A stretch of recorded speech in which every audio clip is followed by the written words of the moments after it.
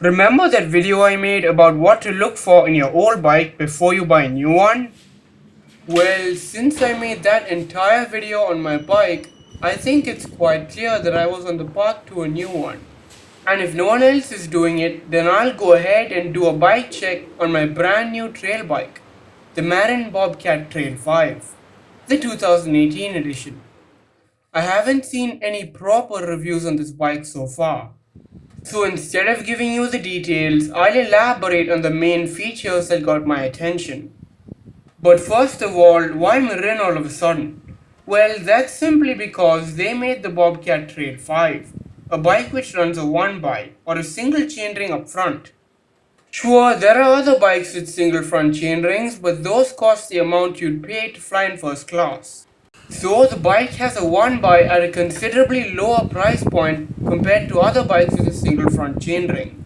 So Marin scores high marks in this field, and it's one of the biggest reasons why I chose this bike. Next comes the suspension. The shox recon coil fork is, hands down, one of the best forks I've ever ridden with. For a coil suspension fork, it's super duper plush. In fact, when I found it was a coil fork and not an air fork, I thought they were fibbing. It's too plush to be a coil fork.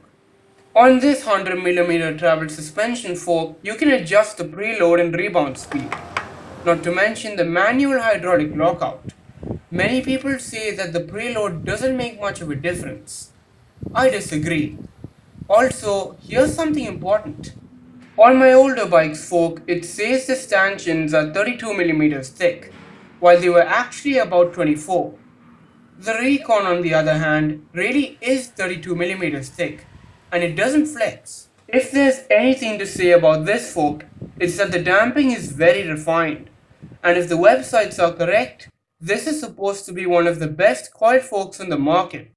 I can agree with that. Another miracle on this bike is the handlebar width. They're 720mm wide. If they were any wider, I wouldn't be able to fit the thing into the lift, so this is kind of a miracle. The ridiculously short stem also makes the bike more aggressive. The aluminium frame only has external cable routing. This is fine, although at least one internal port would do.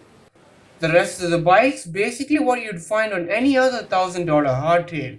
You know, Shimano Altus brakes, an FSA headset, and a Shimano derailleur with a clutch. Oh, and do I even have to mention the Sunrace wide range cassette? In any case, they all spell out fun. So try counting the number of teeth on there. Personally, my favorite parts are the cassette and the handlebars. These parts, along with the 1x, scream out trail and not XC. By the way, the cassette sounds wonderful. So if you're a rider who likes taking the fun line instead of the fast one, or a rider who likes it with less upfront, this bike may be the one for you.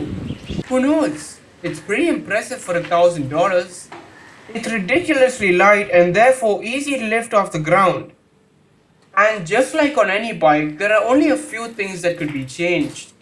Like for example, the seat post height.